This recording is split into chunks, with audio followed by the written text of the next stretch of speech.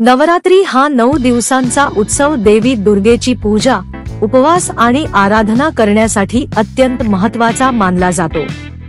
या काळात काही नियम पाळणे आवश्यक असते, जेणेकरून देवीचा आशीर्वाद आपल्याला प्राप्त होईल। नवरात्रीमध्ये काय करावे? घटस्थापना करा। नवरात्रीच्या पहिल्या दिवशी शुभ मुहूर्तावर घटस्थापना करावी। कलशामध्ये पाणी, सुपारी आणि नारळ ठेवून त्याच्या बाजूला जव्स, बार्ली, पेरून मातीचे पात्र ठेवावे। 9 दिवस उपवास, शक्य असल्यास 9 दिवस किंवा आपल्या परंपरेनुसार किमान 2 उपवास, पहिला आणि शेवटचा, ठेवावा। उपवासादरम्यान फलाहार, राजगिरा, शिंगाड्याचे पीठ, शेंगदाणे, बटाटे, साबुदाणा अशा सात्विक पदार्थांचे सेवन करावे। देवीची पूजा आणि आरती, दररोज सकाळी आणि संध्याकाळी देवीची मनोभावे पूजा करावी।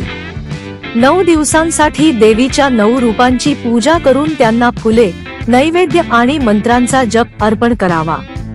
अखंड दिवा लावा। शक्य असल्यास 9 दिवस देवीच्या समोर एक अखंड दिवा, नंदादीप, तेवत ठेवावा।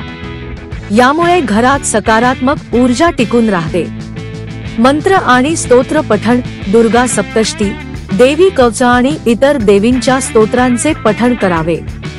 यामुळे मन शांत होते आणि आध्यात्मिक ऊर्जा वाढते। स्वच्छता आणि पावित्र्य, नवरात्रीच्या काळात घर आणि स्वतःला स्वच्छ ठेवावे। पूजेपूर्वी आणि उपवासादरम्यान अंघोळ करून शुद्ध वस्त्र परिधान करावी। कन्या पूजन, अष्टमी किंवा नवमीच्या दिवशी कुमारिकांचे पूजन करावे। त्यांना भोजन देऊन दक्षिणा आणि भेटवस्तू द्याव्यात। गरबा आणि दांडिया, रात्री गरबा आणि दांडिया रास खेळून देवीचा जयघोष करावा।